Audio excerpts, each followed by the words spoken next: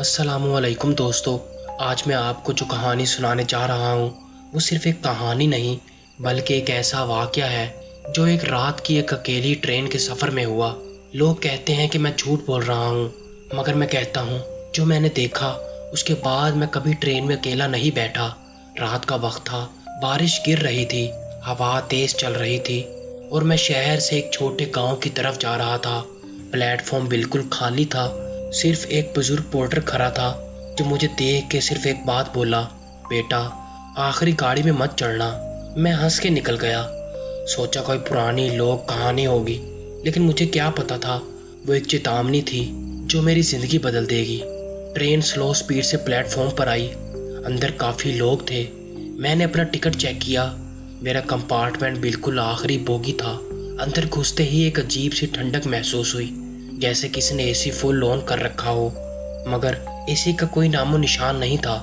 Compartment में सिर्फ 3 लोग बैठे थे, एक मिडिल एज औरत जो खिड़की के पास बैठी थी, एक जवान लड़का जो अपना सर झुका के बैठा था और एक आदमी जो पूरे सफ़ेद कपड़ों में था, बिल्कुल चुप, बिल्कुल सीधा सामने देखता हुआ। मैंने अपनी सीट ले ली, फ़ोन निकाला, लेकिन सिग्नल बिल्कुल ज़ीरो। ट्रेन चलने लगी और कुछ देर के बाद सब नॉर्मल था।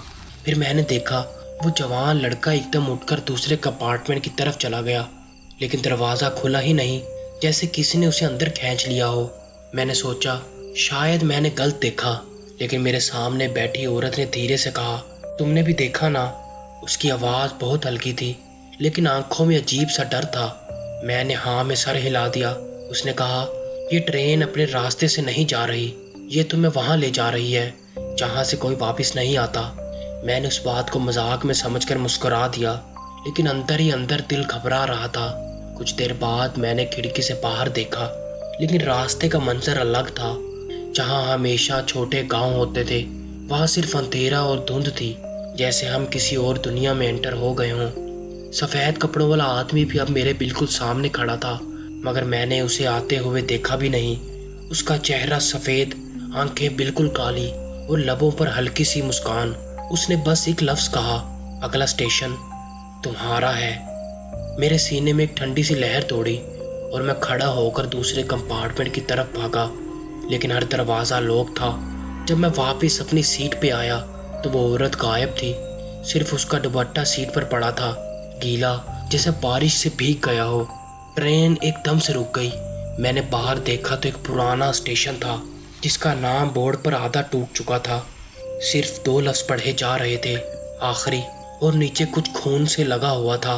स्टेशन बिल्कुल सूना था, लेकिन एक लालटेन जल रहा था जो तेज़ हवा से हिल रहा था। मैंने सोचा उतर जाता हूँ और कोई और ट्रेन पकड़ लूँगा, लेकिन जैसे ही पैर प्लेटफॉर्म पर रखा, ट्रेन बिल्कुल खामोशी से चल दी, जैसे कभी रुकी ही ना हो। अब मैं अकेला था। प्लेटफॉर्म पर एक पुराना लाउडस्पीकर क्रैकल हुआ और एक आवाज़ आई, स्वागत है, तुम हमारे नए मुसाफिर हो।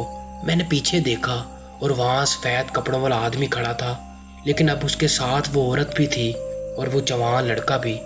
सबके चेहरे बिल्कुल सफ़ेद, आंखें काली, और सब एक साथ बोल रहे थे, ये तुम्हारा स्टेशन है, यहाँ से कोई वापस नहीं जाता। मैंने भागने की कोशिश की, लेकिन प्लेटफॉर्म के चारों तरफ सिर्फ अंधेरा था, जैसे कोई दीवार हो। उन तीनों ने मेरे करीब आना शुरू किया, उनकी सांसें ठंडी, उनके कदम के नीचे आवाज़ नहीं आती थी। मैं चीखने लगा, लेकिन आवाज़ कोई सुन नहीं रहा था। आखिरी चीज़ जो मुझे याद है वो उनका एक साथ मेरे कान के पास कहना, अब तुम भी हमारे साथ चलोगे। सुबह मुझे एक पुराने बेंच पर होश आया। स्टेशन पर कोई नहीं था, लेकिन एक पुराना अखबार उड़ता हुआ मेरे पास आया।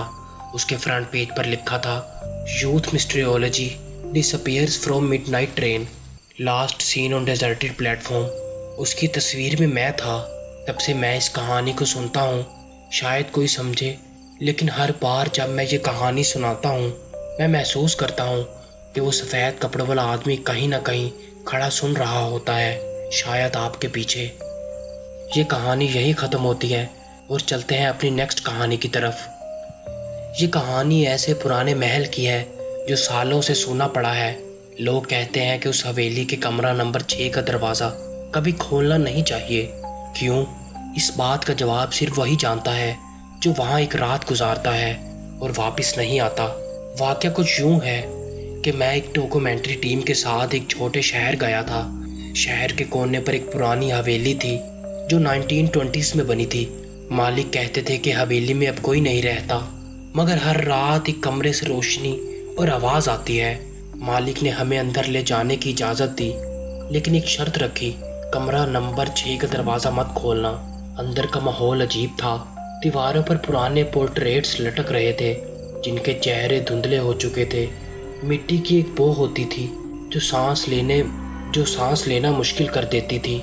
हमने शूटिंग स्टार्ट की, लेकिन मेरा एक दोस्त आसिफ को शायद मस्ती सूझ रही थी। उसने कहा, यार देखते हैं ना अंदर क्या है। मैं मना करता रहा, लेकिन उसने पूरा जोर लगा के दरवाज़ा खोल दिया। अंदर अंधेरा था, लेकिन एक कोने से हल्की सी लाल रोशनी आ रही थी। रूम के बीच एक कुर्सी पर एक गुप्त पुरानी गुड़िया बैठी थी। उसकी एक आंख टूटी हुई, दूसरी बिल्कुल सीधी मुझे घूर रही थी। हवा एकदम ठंडी हो गई। कैमरे का रिकॉर्ड बटन खुद ब खुद बंद हो गया। आसिफ आगे बढ़ा, गुड़िया को उठाया और हंस के बोला, क्या भूत इसमें रहता है? उस पल गुड़िया के होंठ हल्के से हिले, जैसे वो हंस रही हो। पीछे से दरवाज़ा अपने आप बंद हुआ और हमने महसूस किया कि कोई हमारे बीच चल रहा है। एक आवाज़ आई, हल्की लेकिन साफ, तुम्हें नहीं आना चाहिए था। और फिर एक ऐसा ठंडा हाथ मेरे कंधे पर पड़ा कि मेरी सांसें रुक गई। आसिफ चिल्लाया, कैमरा गिर गया और हमें बस एक ही चीज़ नज़र आई, वो गुड़िया अब कुर्सी पर नहीं थी। हम भागते हुए हवेली से निकले। जब वापस मुड़ के देखा, कमरा नंबर 6 का दरवाज़ा खुला था और अंदर से लाल रोशनी चमक रही थी। अगले दिन हमने आसिफ को ढूंढा, मगर वो कभी नहीं मिला। बस उसका कैमरा मिला, जिसमें आखिरी फ्रेम में एक गुड़िया हंसती हुई दिख रही थी। उसके पीछे आसिफ खड़ा था, लेकिन उसकी आंखें बिल्कुल काली थीं। दोस्तों, अगर आपको ये कहानियाँ पसंद आई हों तो चैनल को ज़रूर सब्सक्राइब करें, बेल आइकन दबाएं और कमेंट में बताएं कि आपको कहानियाँ कैसी लगी। और अगर आप भी कोई अपनी ज़िंदगी से जुड़ी हुई कोई ऐसी कहानी शेयर करना चाहते हैं तो डिस्क्रिप्शन में दिए हुए नंबर पर हमें कॉन्टैक्ट करें। मिलते हैं अगली कहानी में, तब तक के लिए अल्लाह हाफिज़।